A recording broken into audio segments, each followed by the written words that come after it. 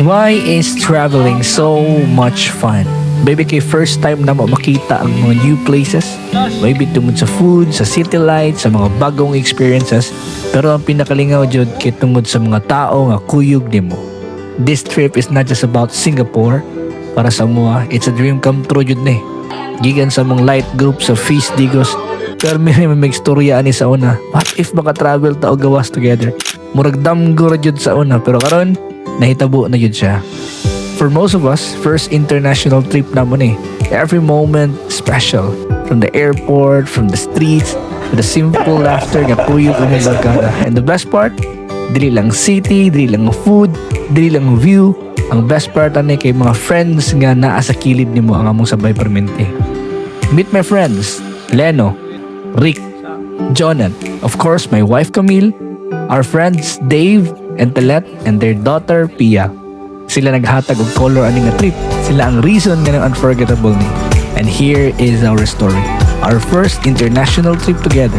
A story of friendship, faith, and dreams nga hitabo og reality. Let's go! First time gid namo moagi sa immigration. Kulba kayo. At first, kay wala may kabalahon sa expect. Pero pag human, murag nakaingon yun mura ito siya. Okay na kayo, naka-smile na magbalik na. Then while waiting for our flight, syempre daligid pwede mawala ang TikTok. Come a little closer, I wanna dance with you.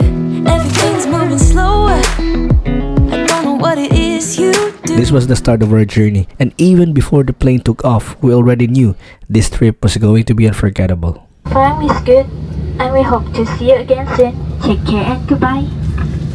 I did a lot of bad things, and never did I get. So finally, we're here, Changi Airport, as in, oh my gosh, modern feeling makagawas na yung Pilipinas.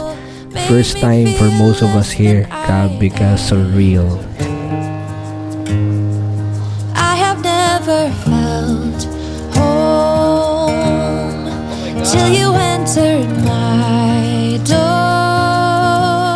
Mga bigit may katuon na nagkilbidari karon. For so long, damgo rin eh. Pasok sa mga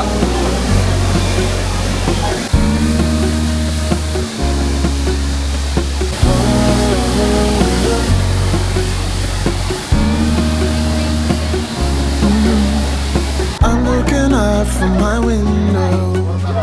Sun's coming up like the day before.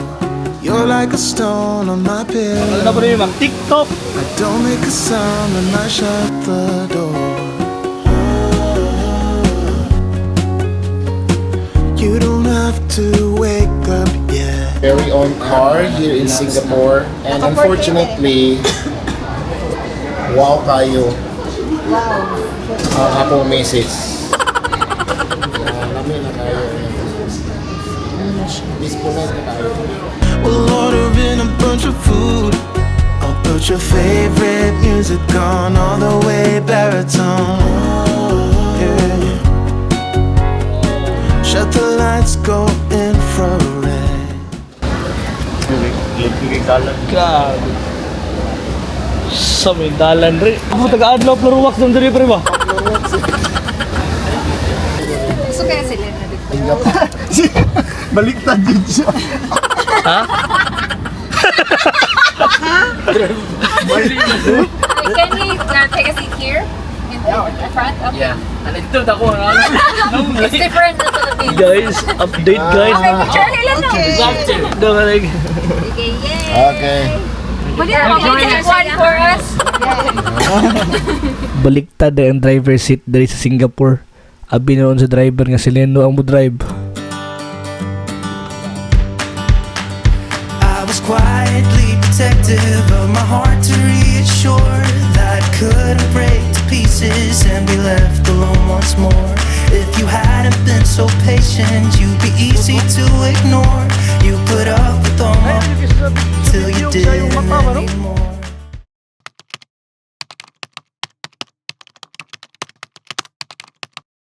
We are here now, walking the streets of Yangarin.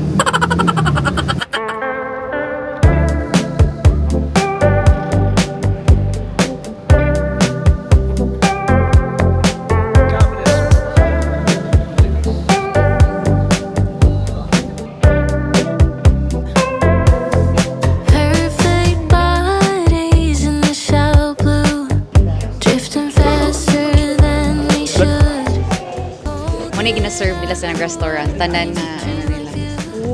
In Macau na dali guys. Akong tiluan nila ilang kwento. Uy, di may tambis oh. Tambis. Balimbing din, tambis. So, asa naman tani? World's highest food forest. Darata. World's highest food forest. You are here. Right. No?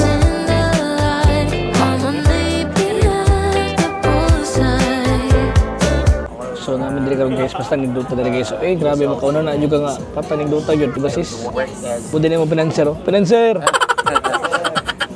Guys, say hi. Ay, di ba mo dako ginaas kong mic? Anad kay mga bari mga taga food box oh. Right after this, we went straight out. Grabe dito baklay ani.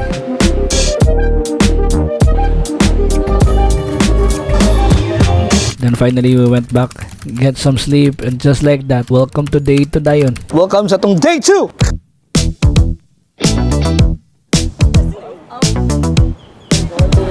Sa tayo inita dre guys, grabe ni. So dapat maganganganga gyud maning layon dre. Oh.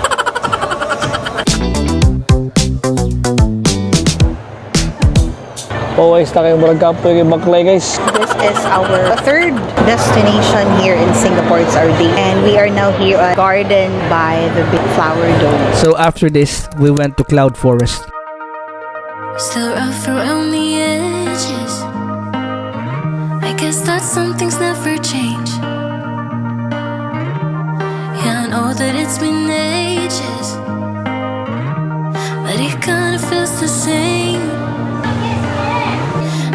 Then nagkaon pa mi gamay dere. Timing kaayo because sa Singapore ani nga time nag-celebrate ng Singapore sa ilang 60th National Day celebration. Why'd you even call me up when I never wanna see ya? I'm just on my way back home, little drunk and alone. Grabe ka festive. Daghang nagtao, daghang activities, super lingaw kayong atmosphere. Plans tomorrow. I could use a bam bam bam, but it's not from you 'cause I'm not that hollow. Baby. Perfect kaayong nagdungan yun din na timing nga yun sa mong laag. And after that, nibalik na sa hotel to rest. And just like that, welcome to day 3. Good morning guys, welcome diri sa tuang day 3 diri sa Singapore. So naman diri karon muna among area diri gawas sa among hotel. Nindot kay diri guys kay tao. San Domingo bud karon 8:48 AM. So for day 3, gitistingan na mo tanan diri. Isakay mi og train. Isakay mi og bus, kitong double decker bus. Ug basta jud lingawa. Let's go.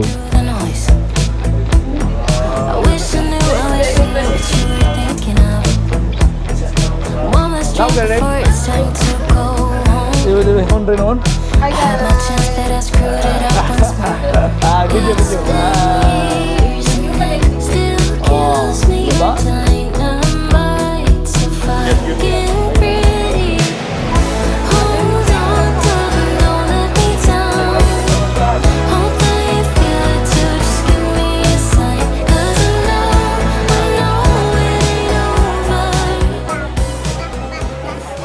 Next up, Silavi at Marina Bay Sands.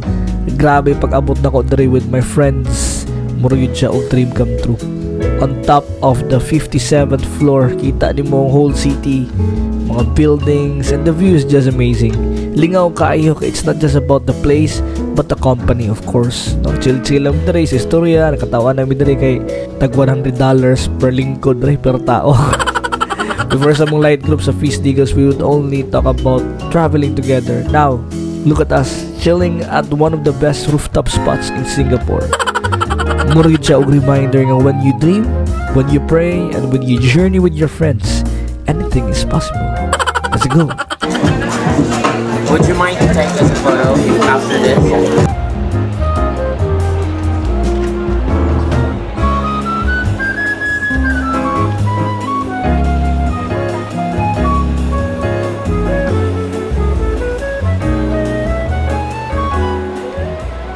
After sa Silavi, nidritso na po mig-adto sa Sentosa. Let's go! Open my eyes, I slept through the day. Slept through the day, feeling uneasy, I push it away. Push it away. Last night was fun, don't feel like today. feel like today. Let's do it again, let's go on a date. Cause tonight I'm gonna take you out and live the dream that we've been talking about. So we can.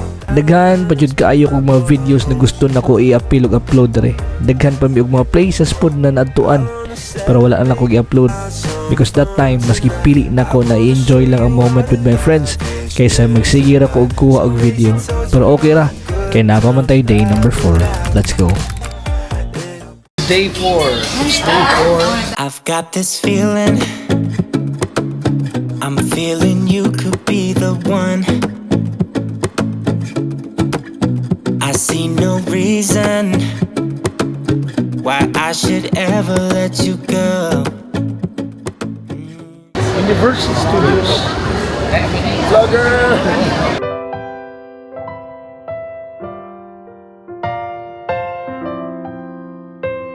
Just like that, our journey comes to an end. 4 days of laughter, adventure, and memories that will last a lifetime.